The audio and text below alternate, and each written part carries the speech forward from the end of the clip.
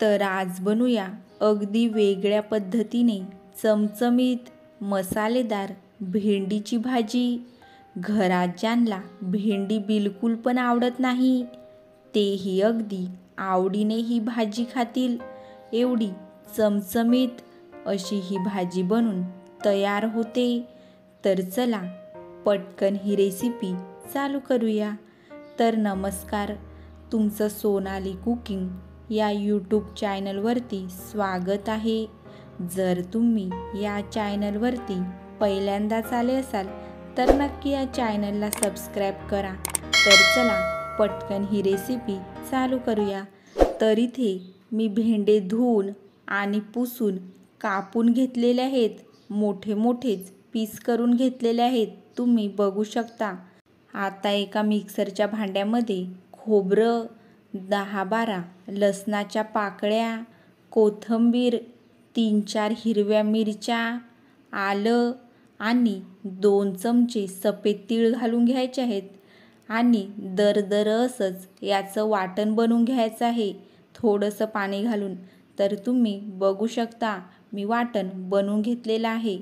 आता मी गॅसवरती एक कढई ठेवून घेणार आहे। कढईमध्ये 1 चमचा भरून तेल ओतून घेतलेलं आहे। तेल गरम झालं की तेलामध्ये मी कढीपत्ता घालून घेणार आहे आणि लगेचच 2 कांदे बारीक चिरून घालणार आहे आणि कांदा लालसर होईपर्यंत तेलावरती मी परतवून घेणार आहे। तर तुम्ही बघू शकता आता कांदा लालसर झालेला आहे।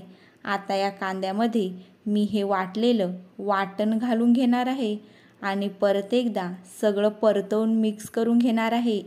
आता कमी गॅसवरतीच आपण हे वाटण भाजून घ्यायचं आहे। या वाटणामध्ये मी थोडंसं पाणी घालून घेणार आहे आणि याच्यावरती 2 मिनिटासाठी झाकण ठेवणार आहे।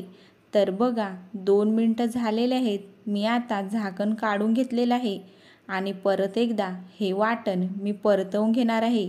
आता या वाटणामध्ये अर्धा चमचा हळदी, 1 चमचा लाल तिखट मसाला, 1 चमचा धना पावडर आणि 1 चमचा गरम मसाला घालून घ्यायचा आहे आणि चवीपुरतं मीठ घालून हे वाटण परत एकदा मिक्स करून परतवून घ्यायचं आहे।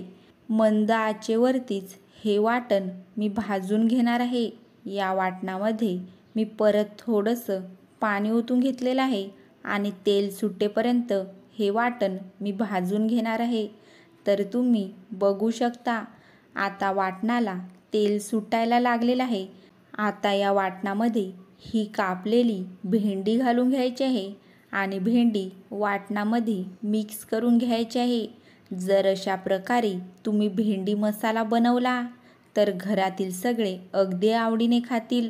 आता या भाजीवरती मी 2-3 मिनिटासाठी झाकण ठेवणार आहे। तर बघा 3 मिनिटं झालेले आहेत। मी झाकण काढून घेतलेलं आहे आणि परत एकदा मी ही भाजी परतवून घेणार आहे आणि परत 3-4 मिनिटासाठी झाकण ठेवणार आहे। तर बघा 4 मिनिटं झालेले आहेत। मी आता झाकण काढून घेतलेलं आहे आणि परत एकदा ही भेंडीची भाजी मी परतवून घेणार आहे। या पद्धतीने जर तुम्ही भेंडीची भाजी बनवली तर भाजी थोडी पण चिकट होत नाही आणि अगदी चमचमीत अशी बनून तयार होते। आता 3-4 मिनिटं झाकण न ठेवता ही भाजी मी अशीच परतवून घेणार आहे। तर बघा 3 मिनिटं झालेले आहेत आणि भेंडीची भाजी बनून तयार झालेली आहे। तर कशी वाटली तुम्हाला ही रेसिपी नक्की मला कमेंट करून सांगा आणि जर तुम्हाला ही रेसिपी आवडली तर नक्की माझ्या चॅनलला सबस्क्राईब करा आणि बेल आयकॉन दाबायला विसरू नका।